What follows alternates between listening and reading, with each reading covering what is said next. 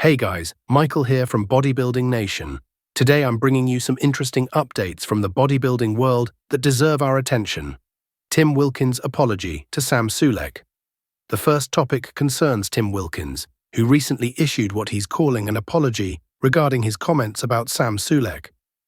If you haven't seen it yet, you can check it out on his Instagram page, but I wanted to share my thoughts on this situation. In the caption of his post, Tim writes, "My intentions were good. My passion for the sport led me to some rude and unfair words for Sam Sulek. For that, I definitely apologize to Sam and his followers. However, if you actually watch the video, there's very little that resembles a genuine apology.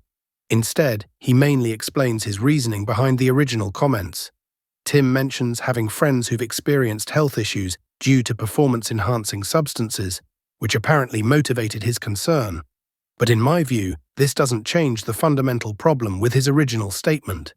He's merely apologizing for using the word garbage, not for the sentiment behind his comments. He still appears to believe Sam is bad for the sport and makes assumptions about Sam's health trajectory without having any actual knowledge of Sam's protocols or medical information. How does Tim know what substances Sam is taking or in what amounts? The reality is, he doesn't. What's particularly problematic is that Tim, as someone representing the Mr. Olympia, the pinnacle of competitive bodybuilding, should understand that success in this sport has historically required performance enhancement. Nearly all the champions and legends who found success at young ages or later in their careers have used similar approaches. Nothing has really changed in Tim's perspective. In fact, it might have gotten worse, as he's essentially doubling down on his prediction about Sam's longevity. Remember when he said, if Sam wants to see 30, he needs to take it easy? He seems to think he's doing something noble by warning the audience, but without specific knowledge of Sam's protocols, it comes across as presumptuous. Sam isn't even competing in open bodybuilding. He's more aligned with classic physique. Perhaps he simply has exceptional genetics coupled with extremely hard training and nutrition. The assumption that his appearance must be the result of excessive use is a leap in logic. Correlation doesn't always equal causation. Some commenters are suggesting Tim should have stood firmly by his original comments rather than issuing this half apology. But in reality, he hasn't actually changed his position. He's just explaining why he said what he said. Does Tim need to apologize? That's his choice. But making these kinds of statements from a position representing the premier event in bodybuilding was, in my opinion, inappropriate and deserved more reflection than he's shown. Let me know your thoughts on his so-called apology in the comments below. Next up, we have a new physique update from Derek Lunsford at 6 weeks out from the Pittsburgh Pro. We're all watching this lineup closely. Derek, Nick Walker, Akeem Williams, Martin Fitzwater. These guys are looking massive and well-conditioned. Derek posted a video showing his current physique, along with a story comparing his look at 6 weeks out from the Arnold Classic to his current condition, also 6 weeks out from Pittsburgh. I found this comparison a bit misleading. At 6 weeks before the Arnold, he was still working on his conditioning, whereas now he's essentially maintaining what he's already achieved.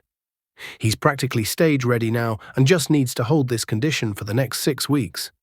This is quite different from the improvement curve he had leading up to the Arnold Classic.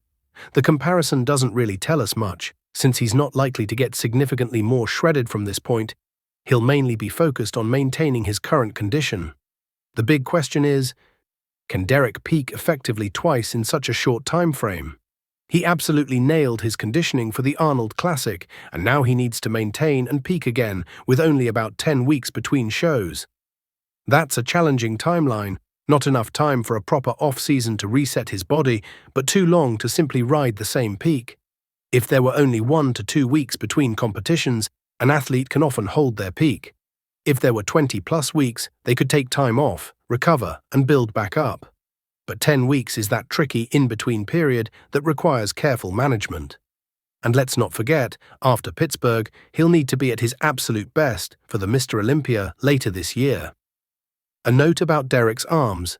I've previously discussed enhancement techniques in bodybuilding, particularly regarding certain athletes.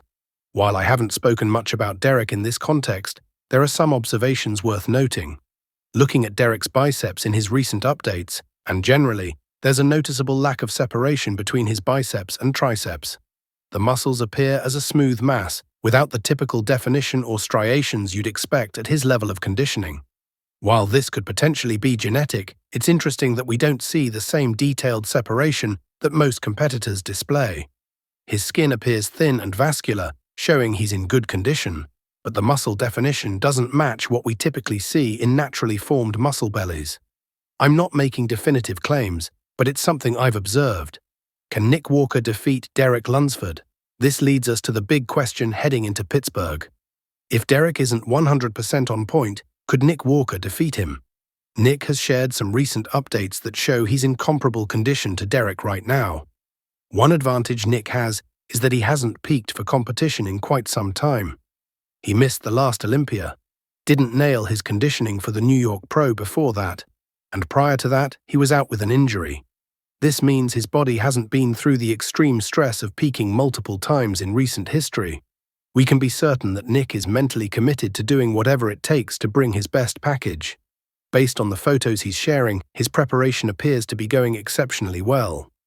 His side chest pose in particular looks phenomenal. If both athletes bring their absolute best, I believe Nick could potentially edge out Derek in certain poses. However, if Derek brings the same package that won him the Arnold Classic, I still favor him overall. But if Derek misses his peak even slightly and Nick comes in at 100%, we could certainly see an upset. I view this as primarily Derek's show to lose. The outcome will depend largely on what version of Derek shows up. But with Nick looking the way he does, it's going to be a much closer battle than many might expect. What do you think? Could Nick take the win if Derek is slightly off? Let me know in the comments below.